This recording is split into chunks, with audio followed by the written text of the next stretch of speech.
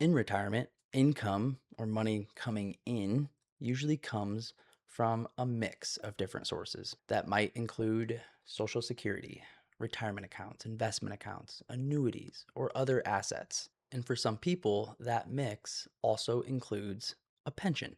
If you do have a pension, it changes how retirement income comes together. And today I want to show you what that looks like and why it matters. When you're working, income is predictable for most people. Money shows up, bills get paid, there's less moving parts. But in retirement, income usually comes from more than one place instead of one paycheck. And depending on your situation, those sources can add up quickly and feel overwhelming. How does it all come together? Before making decisions, it helps to clearly lay out what those income sources are and how they behave. And that's where we'll start.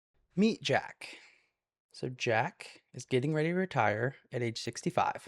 And in retirement, Jack needs around $7,000 per month after tax to support the things that Jack wants to do. And it is our job to help map out how that income shows up in the most efficient way possible. On this screen, we can see Jack's, well, income picture. And of course, we're going to have his salary listed here, but we know that that is, of course, turning off. He's retiring. A paycheck is no longer coming in. He will have Social Security coming in, and we're going to file at age 65. So when he retires, and he's going to receive $2,200 a month from Social Security right away. Jack also has a pension, and it's listed here. And on a monthly basis, this is around $1,800 a month. So all in all, this gives us two income sources for Jack, and it's going to bring in around $4,000 a month. So this is going away, and that leaves us with our first source, Social Security, and we have a second.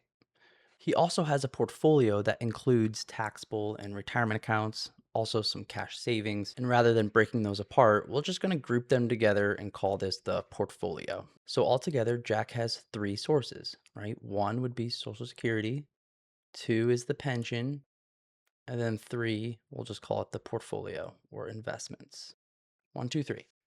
Before we show how they work together, let's clarify what each one really is. Jack's pension is income he earned over many years of working. While he was employed, money went into a pension system on his behalf. In simple terms, the system provides a monthly payment for as long as the pension is in force. And Social Security works in a similar way. You pay into a system during your working years and later receive a monthly benefit. Because of that similarity, we can group these two together. And I like to call this mailbox money. Mailbox money is income that shows up on a schedule and isn't tied to the market. It's always hitting the mailbox, right? Regardless of what the market is doing. For Jack, Social Security fits here, his pension fits here. And together, those two sources provide Jack with around $4,000 per month. And that is just over half of what Jack needs in retirement. And that income, like I said, comes in regardless of what the market is doing. So out of Jack's three income sources, two of them are steady and predictable. That's good to know. That matters. It means a portion of Jack's income does not depend on portfolio withdrawals. Just the $3,000 difference needs to be covered by the portfolio withdrawals. And this is where the structure of the plan starts to take shape. Jack's portfolio plays a different role. It helps fill the remaining income gap. It provides flexibility in how and when money is pulled. Because Social Security and the pension cover part of the income, a good chunk of the income, the portfolio just doesn't need to carry the entire plan on its own. And that affects how much Jack needs to withdraw and also how the portfolio is positioned. Now here's the cash flow summary, and this helps map out what this looks like on an annual basis. So we're just going to look at this year, 2026.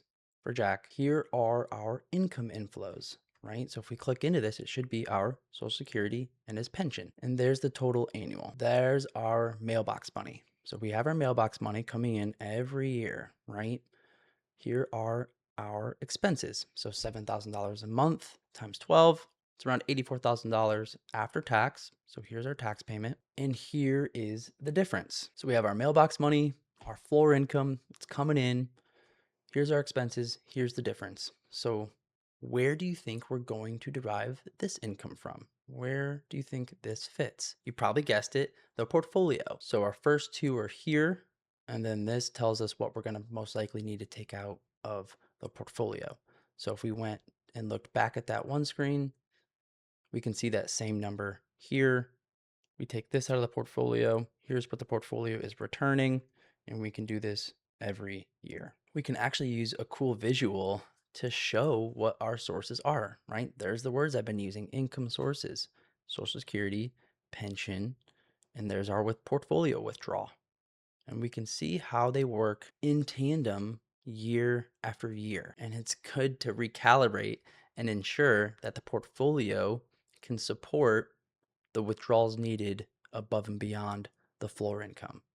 We can take this a step further and look at withdrawal rates. Probably heard maybe of the 4% withdrawal rate rule. It's very personal. 54% is that mailbox money, right?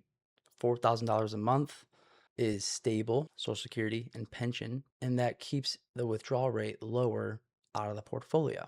One thing I've noticed is that floor income, that percentage, remember that 54% income is stable, that percentage is personal for many people. And honing in on what you prefer that stability number to be can really help your experience in retirement, your emotions in retirement. Some don't mind having a lesser stability ratio for their income. Some want to have more mailbox money because it feels better. And that psychological piece matters just as much as the math. Sure, 9 times out of 10, the better math play is less mailbox money.